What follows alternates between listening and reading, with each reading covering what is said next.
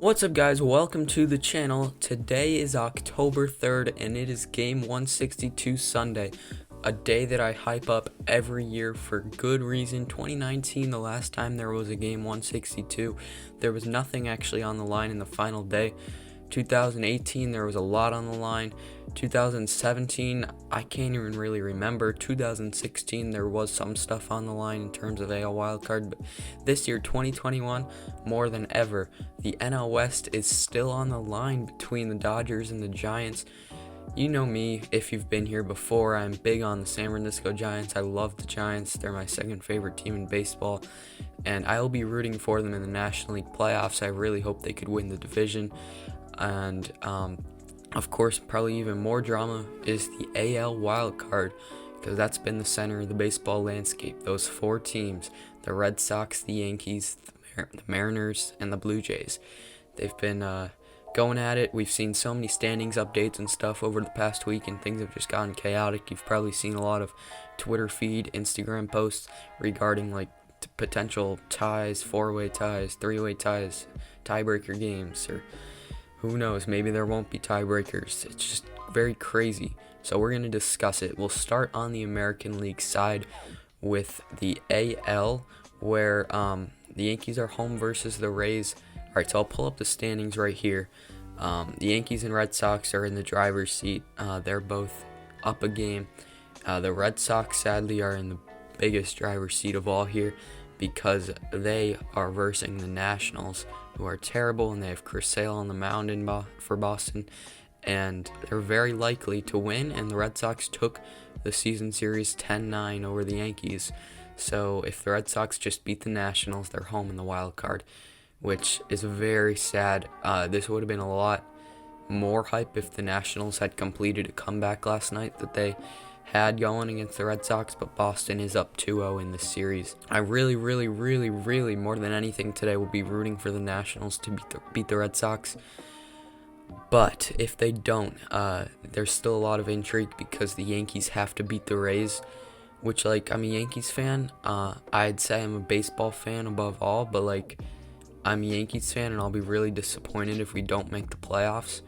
So I'll be rooting for the Yankees, but I definitely wouldn't be too, like, mad, just because of how, like, baseball greatness it is if Yankees lose and they have to play a game 163. Let's make this clear. If the Yankees lose today, they will have to play a game 163. That's not official, but just one of two things need to happen. The Blue Jays need to win, or the Mariners need to win, in order for the Yankees to be forced into a tiebreaker with one of the two if the Yankees lose. And the Blue Jays, I will tell you, they are not losing at home to the Baltimore Orioles. Absolutely not. And the Mariners, they're not as easy a matchup, nor are they as good a team as the Blue Jays, but they're home versus the Angels again. The Angels have this terrible Detmers guy pitching. The Mariners have one of their better decent arms, Tyler Anderson, who I made a video on when he got traded to the Phillies, and then the Phillies canceled that trade. So yeah, he's been decent in Seattle. The Mariners should be able to win this, but it's not a definite. So what in the world, man? So let's talk about what happens if it happens to be a wild four-way tie. Now let's make this very clear. A four-way tie would be probably the most, like, greatness, just because it's literally four teams, but a three-way tie is probably a more chaotic scenario. But four-way tie, here's what would happen. I actually don't know exactly how they're going to distribute the teams, but it's pretty simple. Monday, there's two American League games. They would happen between the four teams. I don't know who would play who, but then the two winners of those games are in the wild card game and play each other Tuesday night. But if it's a three-way tie, for the second spot, say the Red Sox win and are home, that could also be the case for the Yankees. If the Yankees win, but the Red Sox lose, then the Yankees would be safe and at home. But let's just say the Red Sox win and they're home, because that's more likely than the Yankees winning and the Red Sox losing. So yeah, Red Sox win, Yankees lose, Blue Jays and Mariners win. So then you have a three-way tie for that second spot.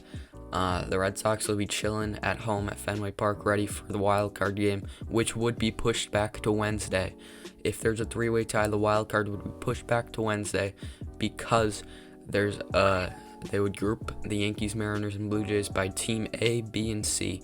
Now, I'm not totally sure how they would group those teams, but Team A would have first choice of what they would want to do. They could choose to have to only win one game, but it be on the road, or they could choose to have to win twice, but both at home. And the worst spot would be if you had to win twice with the first one on the road and then the second one at home. So let's talk about an example of that. So say the Yankees get first choice, okay? They would probably choose to have to only win one game to get into the playoffs, which would be a Tuesday night tiebreaker game, which the Yankees would play on the road, okay? Say second choice is the Blue Jays. The Blue Jays would then choose to be home Monday. They would have to win twice. They would have to win at home Monday and then at home Tuesday versus the Yankees if they did win Monday. And then third choice, if it were like the Mariners who got last choice, the Mariners would have to play at Blue Jays Monday. They would have to win that, and then they would get home versus the Yankees on Tuesday. NL, Giants, Dodgers. So what the heck, man? The Dodgers have a game against the Brewers today, which they're probably going to win. They're that good of a team. It's not a guarantee that they win. The Brewers are number 2 seed. But, man, the Dodgers are so good and on a roll. You would obviously predict them to win if you were just predicting straight up. It would be foolish not to. But then the Giants game. The Giants are home versus the Padres. The Giants need to get it done today, man. The Giants just had a 95 or 96% chance to win the division just after Friday, but all because of Saturday, that got lowered to 84% with them losing and the Dodgers winning. And now there's intrigue. The Giants obviously will at least get to 163 for the division just because they're up by a game. The Giants really should win today, though, because they pitched Gausman yesterday, and then they have Webb on the mound today. You have to win at home today. Celebrate on your home field when you're using Logan Webb, and then you're all rested Friday night, late night. Start your NLDS versus the Dodgers or the Cardinals at home. That's what the Giants need to do. Just win, simple, and they'll be all right. But if they lose, they're kind of in a poor situation because they will not have Webb or Gausman for either their tiebreaker against the Dodgers, and if they lose that tiebreaker against the Dodgers, the wild card versus the Cardinals. So it's just very, very interesting. I don't blame them for pitching Webb today, especially because he could be all screwed off of a long rest in the NLDS if they ended up winning the division without him. So I think it's best to pitch him today. And hope that he could just give you guys that win today. I'm hoping the Giants win this division. You guys know the Dodgers have this 8-year straight winning division streak on the line. We thought it was definitely going to end just like 2 days ago, but here they are playing for it in game 162. Dodgers and Giants has been such a thing all year. Who's winning that division? Early in the year, the Padres were in that question too. All second half, though, it's been really neck and neck, Dodgers and Giants. The Giants had led for more time than the Dodgers have, which is so fitting that it comes to a point where it's game 162 and it has to be determined, but it is the Giants in the driver's seat up a game. So let me make my quick predictions for today, I guess. Red Sox are definitely going to beat the Nationals. Or the Blue Jays are almost 100% going to beat the Orioles at home. The Mariners, I'll take them to beat the Angels. And Rays, Yankees, man.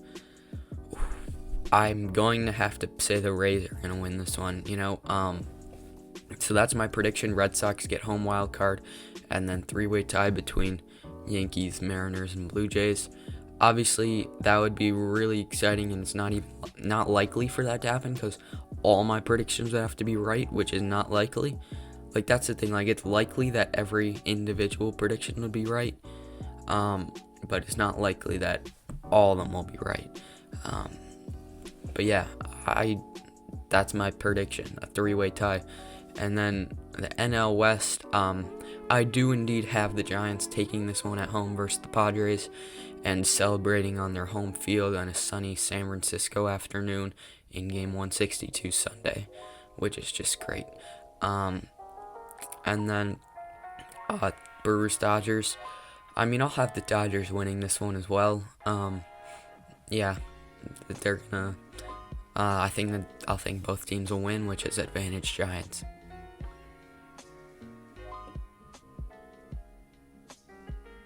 That's basically all you need to know. I told you guys the tiebreaker scenarios. I mean, I didn't tell you the Dodger-Giants tiebreaker scenario, which I think is pretty simple. The Giants won the season series, so if those two teams do end in a tie, then it would be a tiebreaker on tomorrow, Monday, in San Francisco. Here's the thing with these tiebreaker games, before you leave. They put them in the daytime quite often. Now, I'm hoping if there happen to be 3 tiebreaker games tomorrow, then they would at least do 1 o'clock, 4 o'clock, and 7 o'clock Eastern time, if not even later for a West Coast tiebreaker game. But I just know the last time we had these in 2018, it was 1 o'clock Eastern, noon Central for that Brewers-Cubs, and then 4 o'clock Eastern, 1 Pacific for that Rockies-Dodgers. So that was kind of underwhelming times for those games.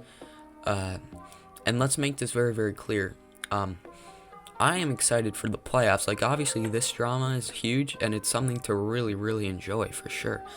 But it's like, let's not act like it's going to be the playoffs. Like, the playoffs are still another level, not in terms of importance, but in terms of feel, than these tiebreaker games and 162 games. Because I wasn't sure exactly what a tiebreaker would feel like back when we had them in 2018. Maybe that they were in the day had a little bit to do with it, but they didn't quite feel like a playoff game. But I think the fact that they were in the day actually had a lot to do with it. So yeah, excitement all over the place. Let's enjoy this.